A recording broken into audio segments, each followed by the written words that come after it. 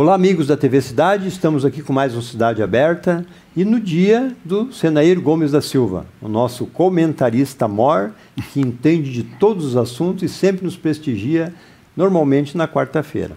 Senair, qual é o papo do dia? Vamos falar sobre Brumadinho, essa tragédia que incomoda não só nós brasileiros, é uma preocupação mundial.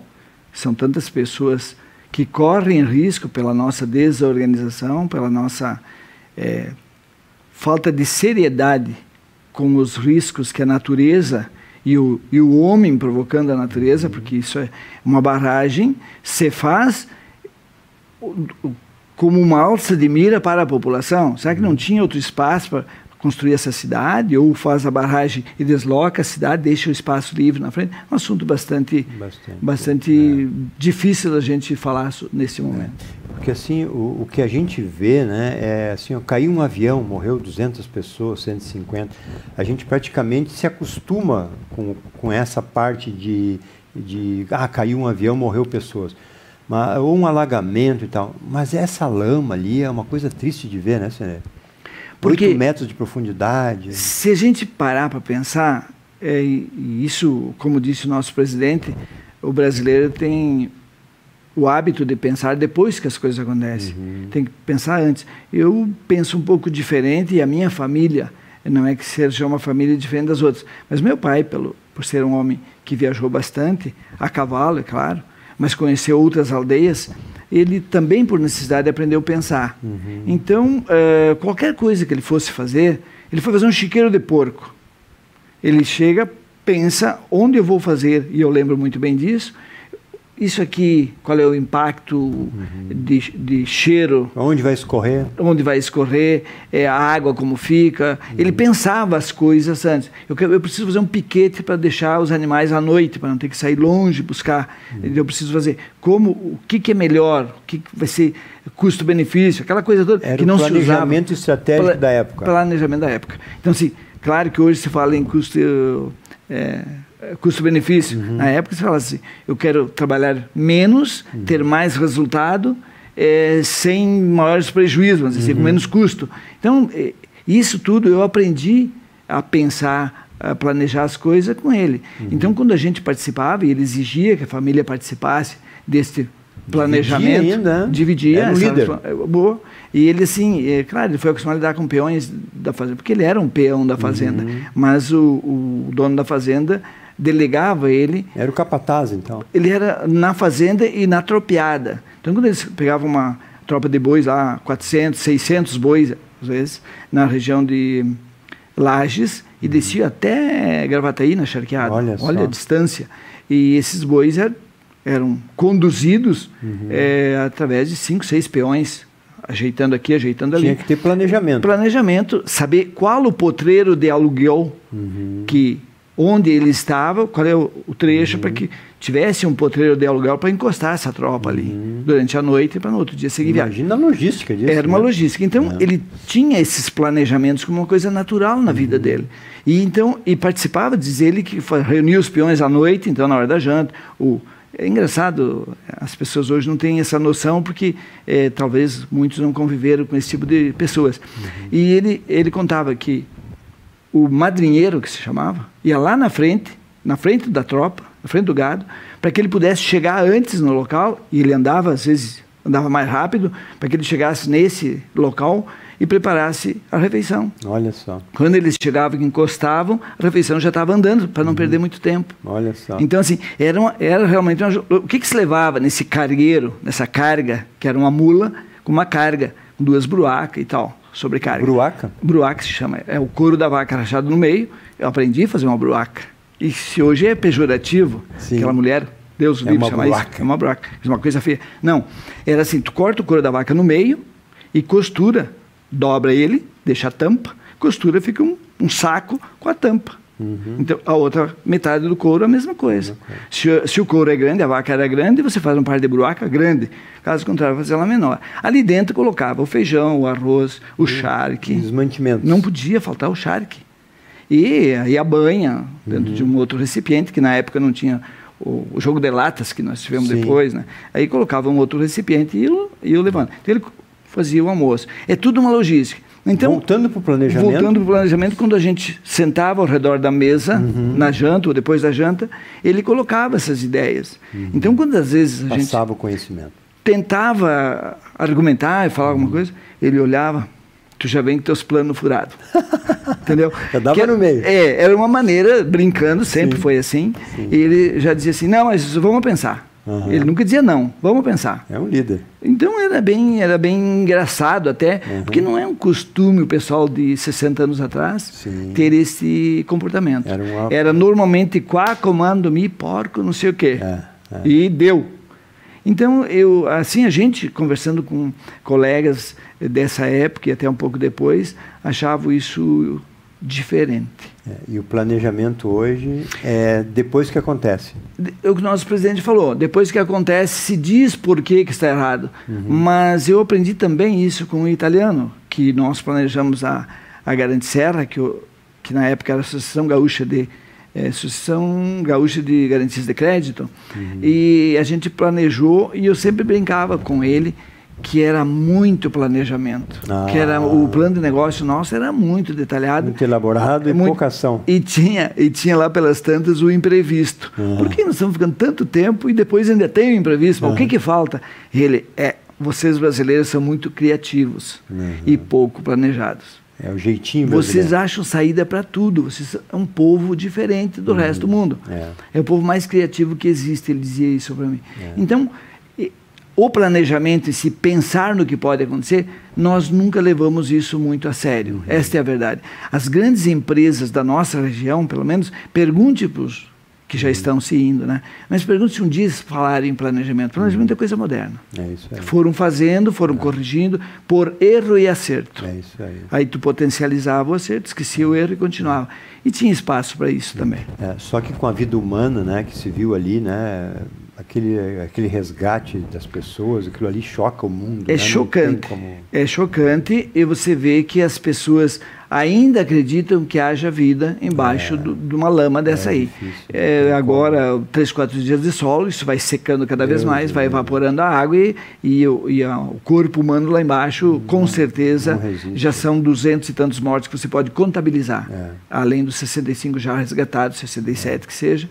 Tem mais, passa de 300. Eu disse para minha esposa, quando eu vi a notícia, que eram mais de 300 desaparecidos. Pode contar que não são desaparecidos, são mortos. Com certeza. Porque não tem como sair dessa, não tem. A não ser que tivesse num ponto elevado, que não é o caso. Não é o caso, já teria aparecido. Já helicópteros sobrevoaram. Assim, imediatamente após que você olhou, não enxergou pessoas humanas caminhando, esses que não estão lá embaixo, não tem como sair. E lugares até 8 metros, né? E aí você veja... Ônibus soterrados. Né? O restaurante que andou... Sim, varreu. Andou. Literalmente a enxurrada levou 800 metros. Isso aí faz a gente imaginar o potencial da força dessa água, desse barro que se espalhou. Então, eu volto a dizer, entendo, se eu tivesse lá, vou comprar uma casa em Brumadinho, onde é a barragem? Não, aqui embaixo não, porque um dia essa coisa pode estourar. Mas é barato, né? Esse é o problema, né? Os locais de risco no Brasil inteiro é tudo problema. Os órgãos públicos deixam isso acontecer. É o caso das beiras. Aqui, você vai aqui no Rio Caí, você vai ali no Rio não sei o quê, você vai lá em Uruguaiana, deixam construir até na beira. Mas é certo que na enchente vai chegar na tua casa. Quantas vezes Então, eu acho que isso tem que ser levado a sério. Porque com a natureza... Com as enchentes, com as inundações, não dá para brincar. Ela não vai diminuir, a tendência é ela aumentar com o tempo. Porque nós temos cada vez mais asfalto, calçamento, menos porosidade. Não precisa ser engenheiro, não precisa ser nada para entender isso. A água passa e vai embora, e vai avolumando cada vez mais. E a natureza não perdoa. Olha em Balneário do Camboriú agora, né? Quantas eles invadiram o mar ali para ganhar orla? Estão ganhando agora, né? Você não conhece Caiobá, no Paraná? Não conheço. Tipo 70 e 80, 79 para 80, 78. Eu estive em Curitiba, tirando férias de um amigo, de São Marcos, na transportadora, e eu descia todo final de semana para Caiobá. Era todo o paranaense que tinha dinheiro construía sua casa em Caiobá. O Hotel Caiobá era Mas é orla sonho. ou é rio? Não, é mar. A praia de Caiobá. É do lado de Matinhos, que Guaratuba é a ilha. Lugar muito bonito. Paraná tem pouca costa, né? Mas aí eu ia a pé de Caiobá até Matinhos e tal. É muito bonito. Matinhos é tudo pedras na beira do mar. Então, eu voltei agora, questão de 3 anos atrás, tu não acredita mais que é o mesmo local. O mar veio e aumentou, digamos assim, 50 metros. A areia onde eu jogava futebol, perto do hotel, com a gurizada, não existe mais. Já é visível, claro. Bota que fosse 80, são 40 anos que eu não passava mais. A diferença do que aconteceu, o avanço do mar em direção. A força da natureza é incontrolável. Né? Então, hoje, Caiobá, as casas e os apartamentos que estão lá, você compra a qualquer valor. Não tem valor comercial nenhum. E o que eu vejo, assim, não só nesses lugares de risco, mas também as favelas, né, são feitas onde? Em cima de lixões e tal. Nos morros. Nos morros, né? Desaba tudo. Normal, né? Os caras constroem aquelas coisas lá e aí dá uma calamidade. Mas as autoridades que teriam que ser punidas. Falando nisso, a juíza ali como é o nome dela? Perla, né? Perla. Mandou prender 5. Mandou prender 5 e enquadrados, segundo o Ministério Público, enquadrados também, ela, no despacho dela, colocou como crime hediondo. Isso é forte. E assim... Tem falsidade ideológica, eles estão com acusações muito pesadas, e o que me chamou a atenção é que 2 engenheiros que assinaram os laudos, a questão agora, não faz nem um ano, recente, encomendado esses laudos pelo então governador Fernando Pimentel, do PT, esses laudos foram assinados e dizendo São Paulo fura Minas a aprovar, em Minas não tem engenheiro. Não tem engenheiro, vieram de São Paulo, são 2 de origem japonesa pelo sobrenome. E é incrível que tudo liberado, está tudo certo, não tem problema nenhum. E foi assinado pelo governador uma ampliação da licença de exploração. Foi assinado uma ampliação para alguns anos aí para frente ainda, nessas condições. Então é muito curioso tudo isso, é muito curioso. Mas, resumindo, eu acho que se em Mariana tivesse a legislação feito, vamos dizer assim, um castigo. O rigor da lei. O rigor da lei, ou a lei, propriamente dito, no caso de Mariana, talvez não tivesse se repetido. A nossa impunidade continua causando esses prejuízos humanos. Vê como passa rápido o tempo, já vamos para o primeiro intervalo do nosso programa de hoje e voltamos em seguida com o Senair Gomes da Silva, o nosso convidado especial de todas as semanas.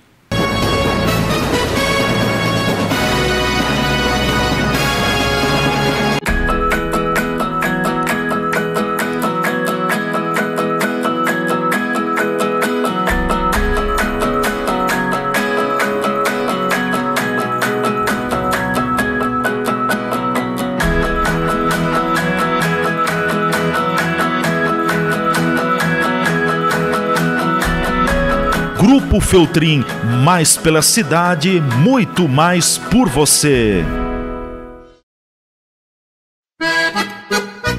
Empório das Carnes, Rua Marechal Deodoro da Fonseca 356. O Empório das Carnes tem tradição e muita variedade para o seu churrasco. Carne fresca com procedência, qualidade e higiene. A empresa oferece carne com cortes especiais para o seu dia a dia e para aquele churrasco. Além dos seus já tradicionais clientes, atende também a diversos restaurantes e cozinhas industriais em Farroupilha e Caxias do Sul.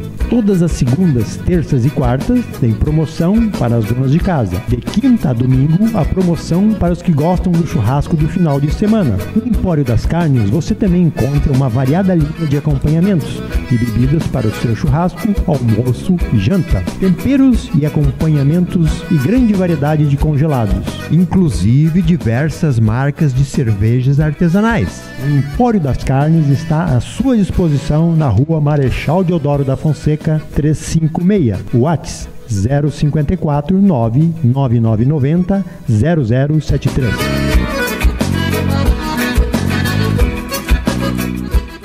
A Imobiliária Conceito tem para você o lugar dos seus sonhos. Altos do Piemonte, no bairro São Luís, em área privilegiada. Apartamentos e 2 dormitórios, sala, cozinha, área de serviço, churrasqueira individual, sacada, piso porcelanado, gás central e água quente. Prédio com torre única, 2 elevadores, box de garagem e salão de festas. Financiamento pelo Minha Casa Minha Vida, com possibilidade de utilização do FGTS. Entrada parcelada em até 36 vezes sem juros. Venha para a Imobiliária Conceito e não perca a oportunidade de fazer um grande negócio que vai mudar a sua vida.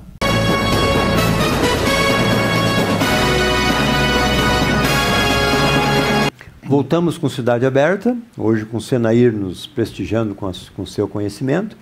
Senair, quantas barragens existem no Brasil e quantas mais teremos? O que falta para a punição? O que é que tu acha que temos que fazer?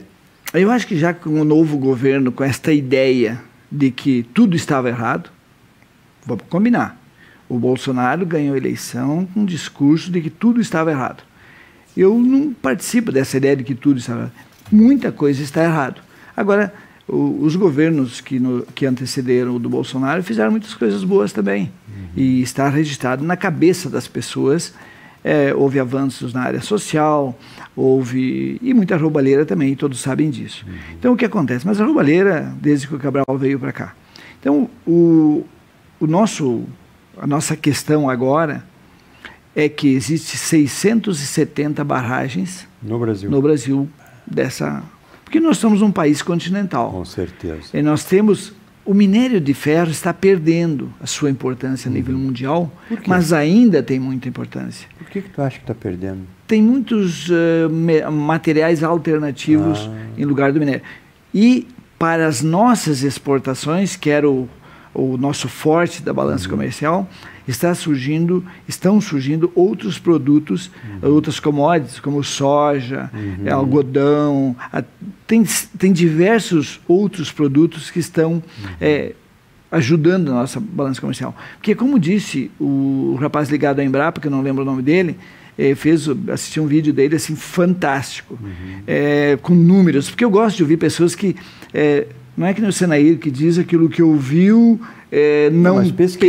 eu pesquiso, mas muitas vezes me dão informações que eu não consigo confirmar e às vezes eu peço desculpa ao telespectador por causa disso. Mas tu conhece as fontes confiáveis. Mas às vezes o cara chuta para ver como é que vai dar. Por exemplo, eu falei na rádio segunda-feira que a ABIN teria descoberto células terroristas e que tinham... A Polícia Federal tinha pego 3, que era um cubano, um venezuelano e outro que morreu e tal, e eu não consegui confirmar. Ninguém mais falou no assunto. Então eu tenho medo, e eu também não disse que era de fonte segura, eu disse que corria boato, que isso teria acontecido. Se é boato, não é uma afirmação. E não teriam, que teriam sabotado a barragem de Brumadinho. Eu particularmente não acredito. Eu não acredito nisso, sinceramente. E tomara, assim, estou torcendo que seja uma mentira mesmo, que seja apenas um acidente. Bom, mas de qualquer maneira... O novo governo, primeira tarefa nesse setor é dar prioridade absoluta, já que aconteceu esse acidente, aproveita a oportunidade e revisa todas, e faz um laudo. Não espera a próxima, né? Não espera a próxima. Todas as barragens. São 32 funcionários públicos federais fazendo a fiscalização, é pouca gente. Fizeram o quê, mas nesses 32 aí? 32, vão fazer o quê? 32 mas fizeram o quê até agora, né? Mas de repente essa aqui seria a próxima 15ª para ser fiscalizada. De repente estão fiscalizando, não sei, não tem como assim, acompanhar esse trabalho, até porque a gente nem sabia disso.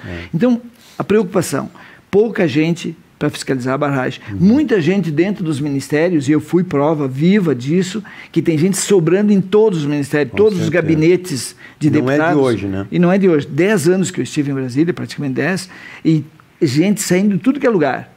Não tinha mais lugar para botar cadeira dentro dos ministérios, dentro dos assessores parlamentares. Veja aqui no Rio Grande do Sul quantos assessores que lá não vão. Então, assim, acho que o Brasil tem que ser feita uma reestruturação da máquina pública. Com certeza. Tanto estadual como federal. O Brasil precisa dessa, e talvez na municipal. Talvez não, com certeza. Eu não gosto de entrar na nossa seara aqui, porque Nós temos que acertar a casa primeiro, né? Para depois acertar o Estado e o país. Normalmente a gente quer lutar para acertar o país. E o nosso canteiro aqui é onde tem emprego, onde tem na Câmara também com muitos funcionários. Né? Eu acho que tem que acertar a casa primeiro. Eu acho que o poder público como um todo, a máquina pública como um todo, então vou resumir. Aqui, ali e lá, né? Aqui, ali e lá, consome muitos recursos. Com certeza. Consome, é muito caro. Eu falando agora à tarde, indo para Caxias, falando com a minha esposa, eu disse para ela que ela foi cuidar, que a mãe dela está no hospital e não está bem. Ela paga uma cuidadora de manhã, uma cuidadora durante o dia e uma noite. E ela gasta R$200 por dia para as cuidadoras. Mas lá a Casa de Repouso é R$3.500 ao mês, continua correndo. Então, se vai assim, num mês vai dar R$9.500. Já pensou? Então, como a saúde é cara... Com certeza. Tá? E quanta gente nós temos envolvido na saúde do Brasil. Como a educação é cara. Eu paguei uma faculdade de odonto para minha filha, custou 440 mil. Cálculo do Paraninfo, não fui eu que fiz o cálculo, o Paraninfo da turma disse. Falou o custo de uma... O custo, né? Isso que a minha filha tinha carro. Não devia ter dado? Acho que não, mas dei o carro e aí custou mais caro ainda. Se faz necessário. Tá. Então, assim, 440 mil. É caro. Aí tu vai para a infraestrutura rodoviária. Infraestrutura nós não temos. Nossos carros vivem quebrados, não temos rodovias. Então, se a gente pensar, para que nós temos a máquina pública? Para manter o poder. Para manter o poder. Mas esse poder faz o quê por nós? Cargos e salário para os deles. Para os deles. Então, isso eu questiono e sempre questionei. Eu sempre questionei, sempre disse isso, a minha bronca. O judiciário. Nós precisamos de justiça, claro que precisamos, mas não a justiça que está aí. Se nós entrar num conflito, o custo é enorme para mim, que vou ganhar, ou para você, e para o outro que perdeu. Com certeza. O ganhador perde, como diz a Dilma, e o perdedor perde também. Então, quem ganha? A justiça. E por que uma justiça desse tamanho, com esse custo, para o resultado que ela nos dá? Porque, primeiro, que demora demais. Sim. Eu estava falando na academia outro dia. Se você entrar, dependendo da questão, você nem entre, porque o dia que vier o resultado, você já está morto. Muito moroso. Então, é muito demorado. Então, o que nós precisamos? Que o setor público seja enxugado, otimizado. Me parece que essa é a resposta que se usa na iniciativa privada. É qualificado. Sim, não. É qualificado. Os melhores cabeças fazem concurso vão no setor público. Com certeza. Qual é a empresa que consegue pagar 25 mil para uma pessoa de terceiro grau? Agora, lá no judiciário tem. No executivo tem alguns cargos que vão. Agora, a empresa não consegue pagar isso.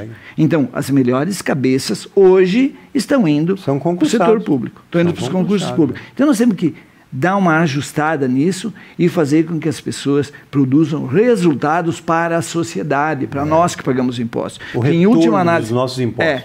Em última análise, quem paga o salário de toda essa gente, dos três poderes, somos nós. Com certeza. Por isso podemos cobrar. Eu acho que temos que cobrar. Nós temos que, como dizia o Olívio Dutra, exercer a cidadania. Que no caso deles era defender o partido para cargos e salários que fora da política eles nunca ganharam e nunca vão ganhar mais. Né? Senhor, eu só queria fazer um contraponto ali que o governo anterior do PT fez muitos avanços.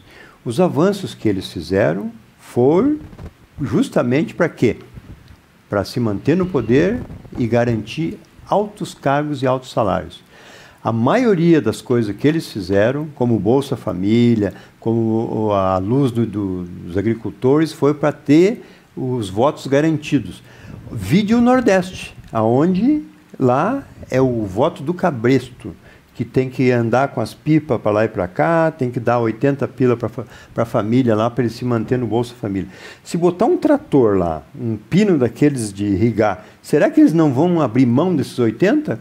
Eu acho que sim. É que se criou uma cultura, não quer dizer, os avanços foram da seguinte forma, se foi a luz para o interior, e foi, o povo que está lá, quem recebe, agradece. Benefício. Porque antes não... Eu sou de uma época, e eu acho que o senhor não é muito distante disso. O senhor é muito bom. Que a gente ouvia o grande Delfim Neto dizer que nós temos que deixar crescer o bolo para depois dividir. Lembra disso? Então, o bolo, não sei se cresceu ou não, só que a divisão veio em poucos. Cresceu para os que estavam no bolo, fazendo bolo. Nós, cidadãos comuns, não vimos essa divisão do bolo. Só trabalhamos mais para pagar os impostos. Então, o que acontece? Nós, brasileiros como um todo, não importa a classe que a gente participe, nós estamos cada vez trabalhando mais e cada vez recebendo menos do poder público. Inclusive, tu comentou há pouco do judiciário. Que direito tem o judiciário, os deputados, a ter uma aposentadoria para o resto da vida com o último salário? Que direito eles têm? Tu já te aposentou? Já. Eu me aposentei na época aí com 6 salários mínimos. Hoje eu não ganho 3. Hoje eu ganho 3,5. E tu te aposentou com quantos? Olha, eram 5, 6. Um colega meu que nós estávamos tomando um café aqui embaixo se aposentou com 8, hoje recebe 2,5. Qual é o direito que esse cidadão que recebe hoje 2,5 não pode cobrar? Que direito que ele não tem de cobrar o judiciário? A diferença. Que direito ele não tem de ser um crítico de castas que hoje dominam o Brasil? Começa errado já na própria legislação que foi feita, né? Por eles. Culpa nossa que deixamos eles tomar conta. Deixamos tomar conta, porque se eu pagava sobre 10 salários, por que agora eu tenho que ganhar sobre... Me aposentei com 3, com 6 que fosse, mas eu sempre contribuí com 10. Isso aí. Então, e por que o deputado, o senador, que eles dizem que é com 8 anos? Não, ele precisa 4 mandatos completos para ter a aposentadoria. Certo. Mas 4 mandatos não dá 35 anos. É isso aí. Então, assim, começa por aí. O grande erro. Nós precisamos que todos os brasileiros cumpram a mesma regra. Aí eu concordo que seja um país justo, um país que pratique a justiça. Ou temos que riscar da Constituição que todos são iguais perante as leis. Mas que iguais? Se eu me aposento com 35 anos de trabalho e mais 60 de idade, eu, homem, hoje, e a Dilma saiu do poder com um salário de ex-presidente e se aposentou pelo INSS mesmo, ganhando 5 mil e pouco. Por quê? Agora, se a gente fizer uma pesquisa em tudo que aconteceu nesse país, em termos de legislação, prejudicando muitos para beneficiar uma cúpula que manda no país, são poucos, comparado com os muitos que são prejudicados, e agora não pode dar R$8 a mais no salário mínimo, vai impactar na economia. Agora, o seu Sarney ganhando 100 e alguma coisa, o Temer ganhando 65, a Ieda, aqui minha amiga, ganhando 40, 50 mil. Aqui no Rio Grande do Sul cancelaram, né? O quê? As aposentadorias, né? Algumas sim. Dos ex-governadores, a partir do Sartori. O Sartori ainda ganha. Mas nós temos tanta sorte, nós temos 7 governadores vivos ganhando salário. Mas é poucos perto de tudo, né? E o principal, avançamos, né? Sendair, nosso tempo já está concluindo, né? Quer fazer as tuas considerações finais? Esteja à vontade. Olha, eu sempre gosto de vir aqui e tenho conversado com as pessoas na rua, e inclusive de outros municípios, que agora com o aplicativo o pessoal costuma assistir. E também pela TV, no caso do satélite, algumas coisas já estão sendo vistas. Então a TV está sendo mostrada para lugares distantes, e a gente fica feliz de receber ligações e as pessoas comentarem, e se for uma crítica também é bem-vinda, porque o senhor fala que eu tenho conhecimento. E tem, quem tem conhecimento em diversas áreas é tudo meio superficial. A gente não consegue se aprofundar, e também não é essa a minha profissão. Quero deixar bem claro que eu procuro me manter informado, eu procuro pesquisar algumas coisas, mas a gente tem agora poucas outras ocupações. Agora são poucas. Daqui a pouco vem a neta, eu vou ter mais ocupações. Coisa boa. Uma boa semana para todos, e na próxima semana, se Deus quiser, estaremos aqui novamente. Com certeza. Pois bem, amigos, encerramos mais um Cidade Aberta e agradecemos a audiência que o Senair tem reforçado aqui, porque é muito retorno que a gente tem recebido. Estamos à disposição de todos. Nosso telefone é 054 99960 0014. Escrevam, manda o seu vídeo. Nós damos, aqui a gente dá vez e voz para todos, inclusive a oposição, se quiser fazer um debate no nível do debate. Estamos à disposição. Muito obrigado, até amanhã.